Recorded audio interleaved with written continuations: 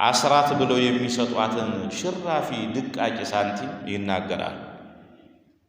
ኢየሱስ ክርስቶስም ምን ብሏቸዋል? እናንተ የመቃብር ድንጋዮች ናችሁ፣ ግመልን ትወጣላችሁ፣ ጫጩትን ትተፋላችሁ ብሏቸዋል።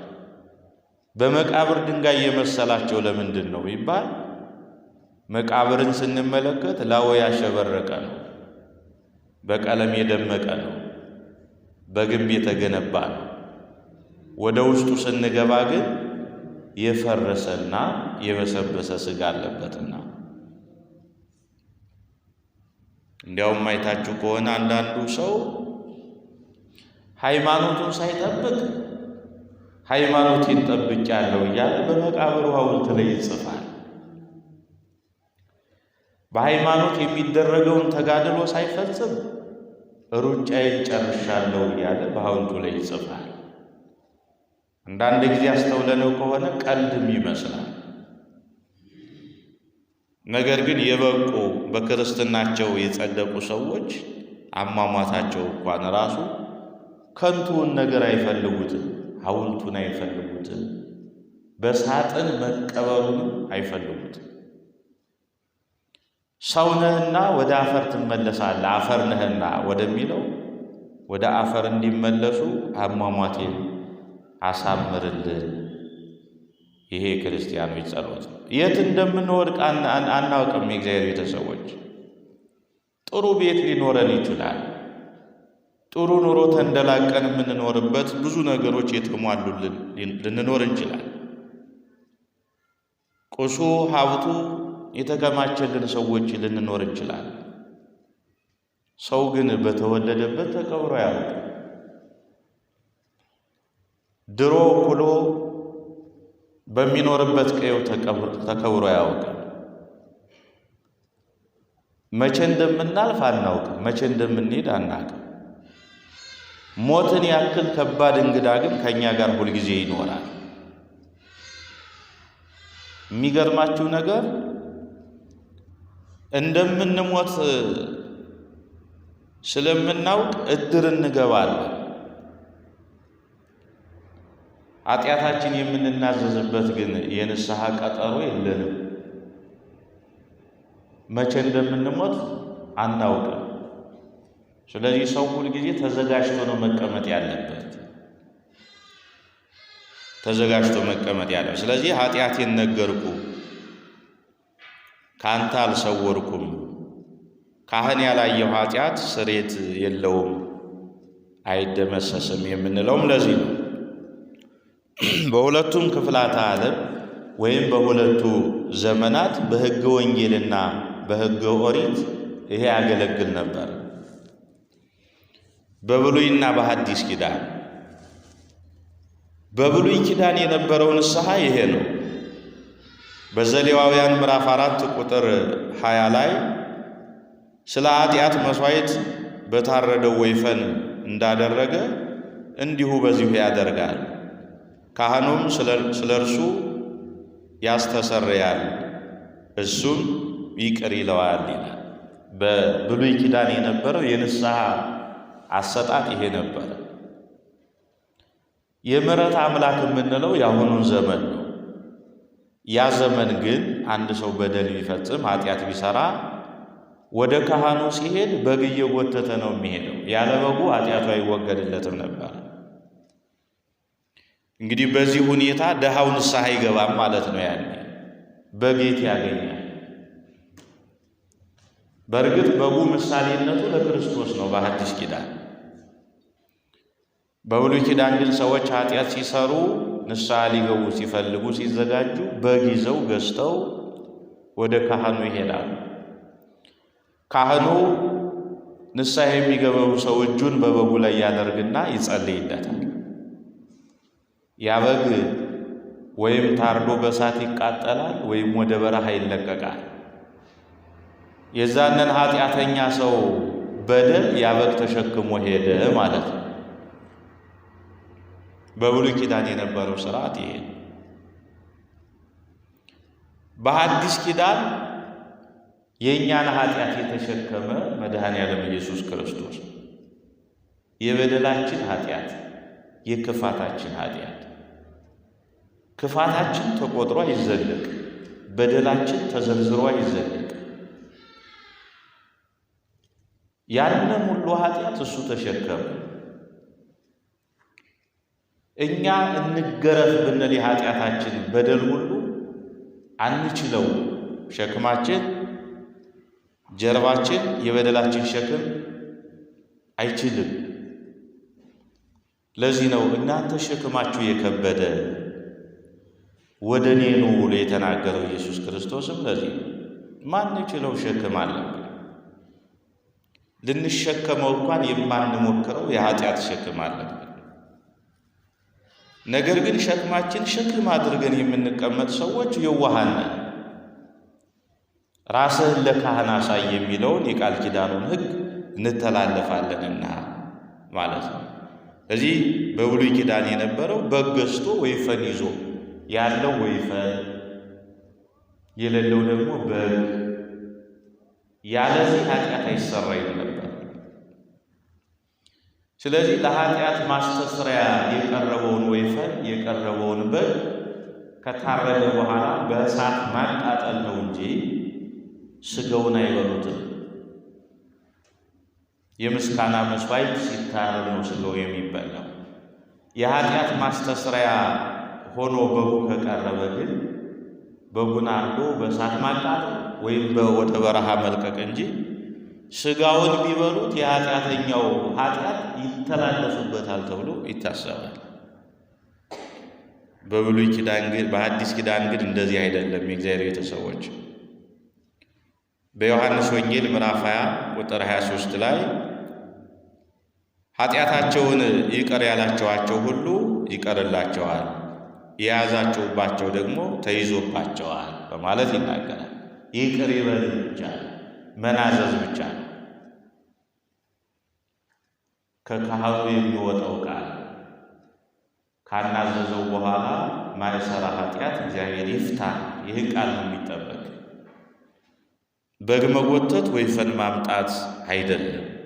እግዚአብሔር በቀጥታ ግንኙነቱ የእኛ ኃጢአት ወይም እኛ ኃጢአተኞች ኃጢአታችን ስንናገር አልደበቅንም ወይ አልሸሸግንም ወይ ከሚለው ጋር።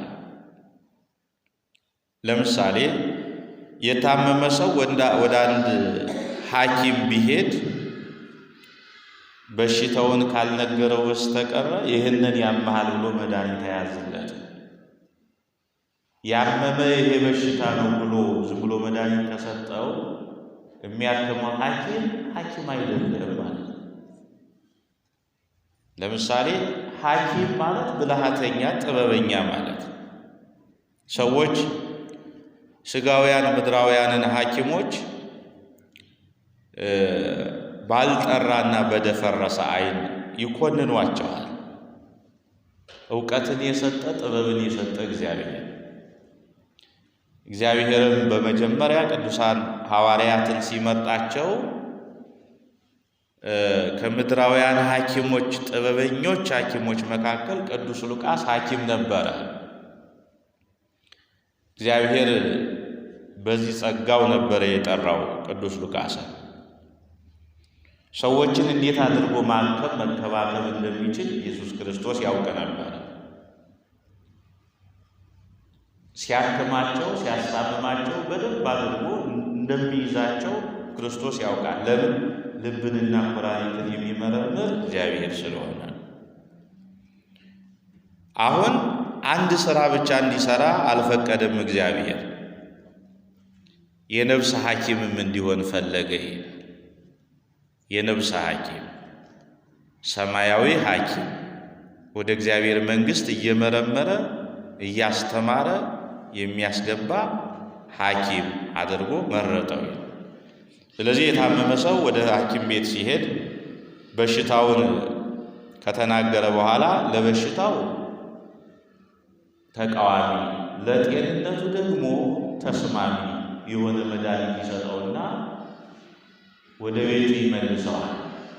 በሽተኛው ለሕመሙ ተቃዋሚ፣ ለበሽታው ተቃዋሚ፣ ለጤንነቱ ተስማሚ የሚሆን መድኃኒት ካገኘ ይድናል። የሚያድነው ግን እግዚአብሔር ነው።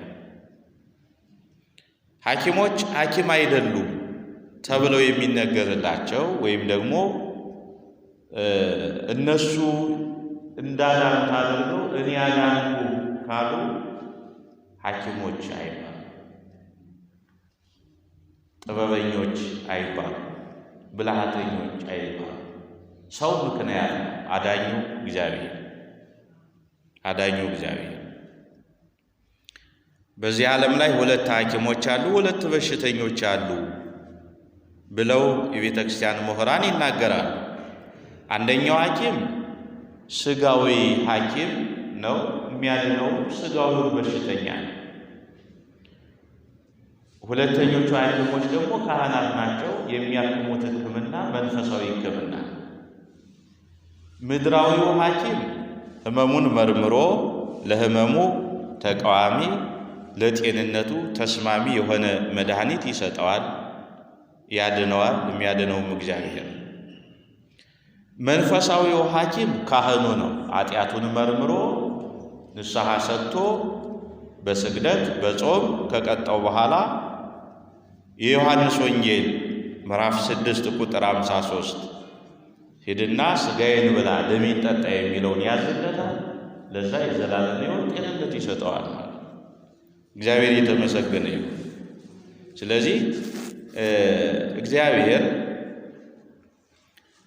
የንስሐና የኑዛዜ ሥርዓትን ለካህናት እንዲህ አድርጎ ሰጥቷቸዋል። እነሱ ያሰሩት የታሰረ የፈቱት የተፈታ ይሆናልና ከበሽታ ለመዳን ካህኑን መናገር ወይም ደግሞ መጠየቅ ያስፈልጋል።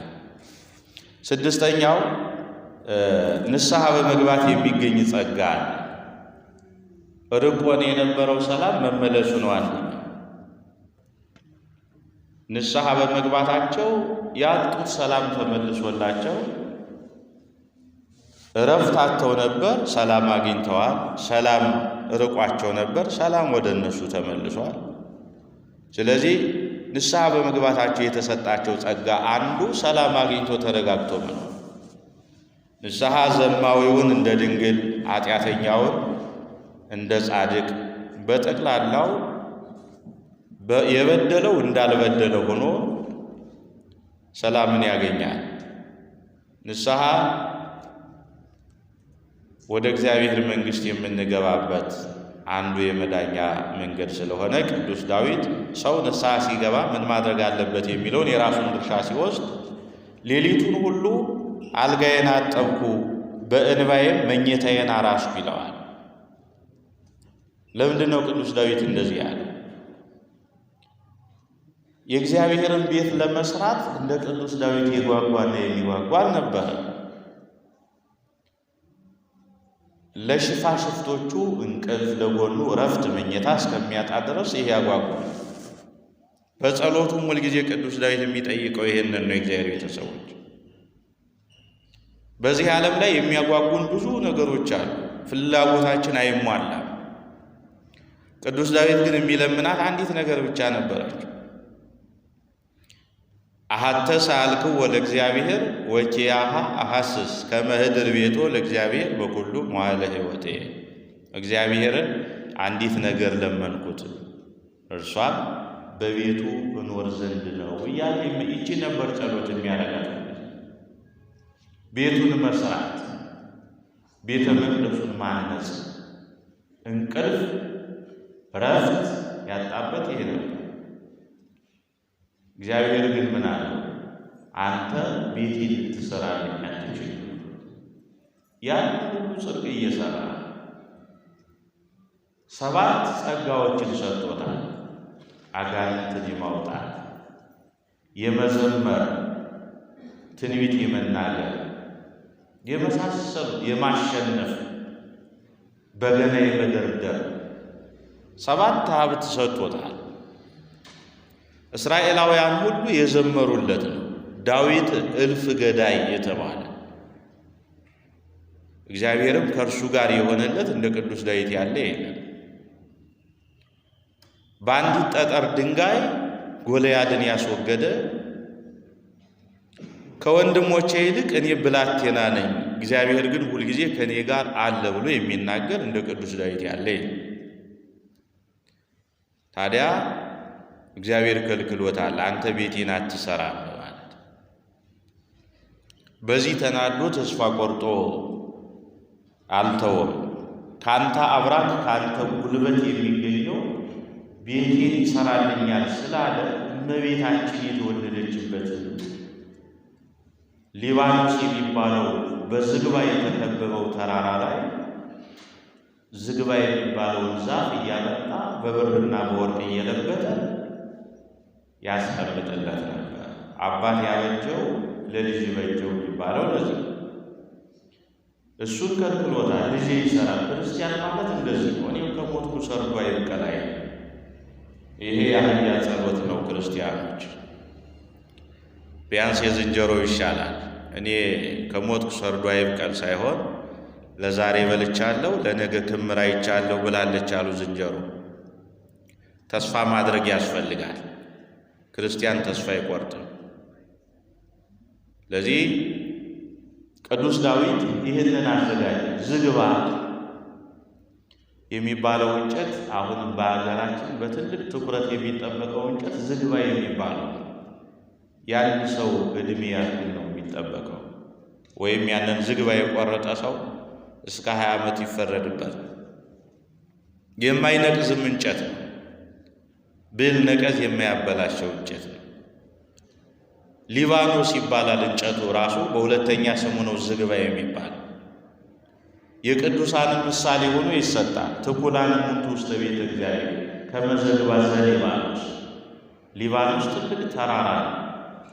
እመቤታችን የተወለደችበት ተራራ ነው። ግንቦት አንድ ቀን ታዲያ ቅዱስ ዳዊት እዛ ተራራ ላይ ሊባኖስ የሚባለውን እንጨት እየቆረጠ እያመጣ ልጄ ይሰራልኛል። ልጁ እኮ ገና አልተወለደም። ልጄ ይሰራልኛል እያለ በወርቅና በብር እየለበጠ ያስቀምጠው ነበረ። ታዲያ ለጎኔ እረፍት ለሽፋሽፍቶቼ ለዓይኖቼ እንቅልፍ አልሰጠሁም የሚለው የእግዚአብሔርን ቤት ለመስራት ብቻም ሳይሆን የተከለከለበትን ምክንያት ጠቅሶ ነው የተናገረው። ቤቴን አትሰራም የተባለበት ምክንያት በታማኙ በኦርዮ በወታደሩ ሚስት አማካኝነት ኦርዮን አስገድሎ ሚስቱን አግብቷልና እግዚአብሔር ይህንን አይወድምና ከለከለው። ስለዚህ ልጁ ተወለደለት። 46 ዓመት ሙሉ ቤተ መቅደሱን ሰራ፣ አስጌጠው፣ በወርቅም በብርም አንቆጠቆጠው። ቤተ መቅደሱ 46 ዓመት የፈጀ ነው። የሰሎሞን ዕድሜው እኮ 60 አልሞላ። ቤተ መቅደሱ የፈጀው ግን 46 ዓመት በአማረ በተዋበ ዝግባ በወርቅና በብር እየተለበጠ እግዚአብሔርም ደስ አለው ይላል መጽሐፍ ቅዱስ። 46 ዓመት ከፈጀ በኋላ በስዕለ ኪሩቤል ጣራውንና ግድግዳውን አስጌጠው አሸበረቀው ይላል። በቤተ ክርስቲያን ስዕላት የሚያስፈልጉበት ዋናው ምክንያት ይሄ።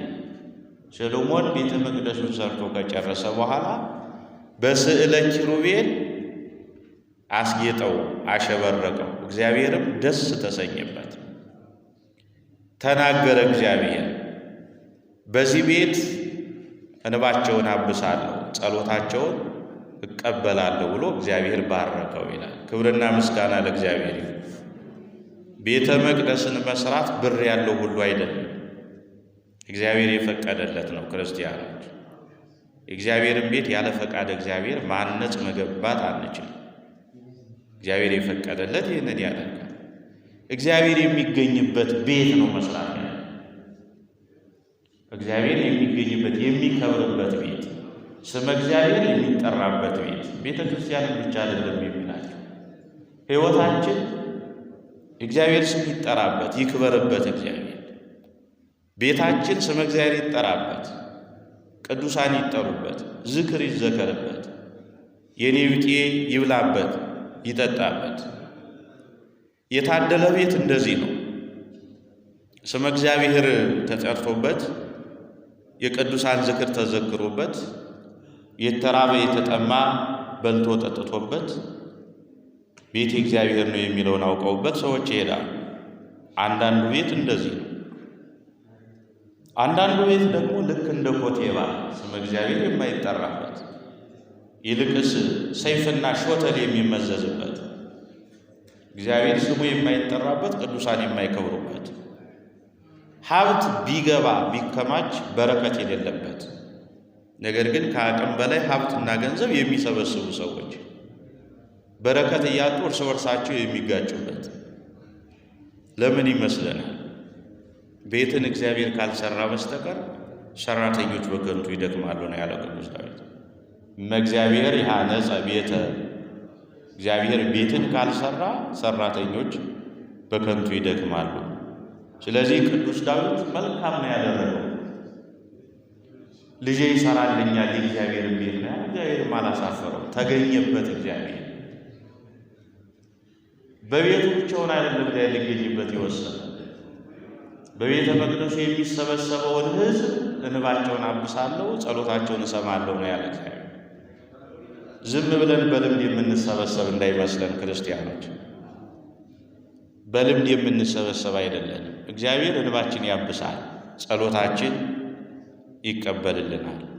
ለዚህ የንስሐ ሰዎች ከሆን፣ የእርቅ ሰዎች ከሆን፣ የሰላም ሰዎች ከሆን፣ እርስ በርሳችን የምንዋደድ ሰዎች ከሆን እግዚአብሔር እኮ በመዋደድ መካከል ነው የሚገኘው። እግዚአብሔር የት ይገኛል ብለን እኮ ብንጠያየቅ የት ነው የሚገኘው? ከእኛ ጋር እኮ ነው የሚገኘው። እግዚአብሔር ምን ይመገባል? እስኪ አንድ ጥያቄ ልጠይቃችሁ። እግዚአብሔር ምን ይመገባል? ምንድን ነው የሚመገበው? ምስጋና ነው ምግቡ። የማን ምግብ? የእግዚአብሔር ምግቡ ምንድን ነው? ምስጋና። ተመስገን ተመስገን ተመስገን የምንለው እኮ እኛ ደስ ሲለን ብቻ ነው። ሲከፋንማ የእግዚአብሔር ምን አደረግኩ እኮ ነው የምንለው። ስለዚህ የእግዚአብሔር ምግቡ ምስጋና። በየት ይኖራል ተብለን እንጠየቅስ? በሰማይ አይደል?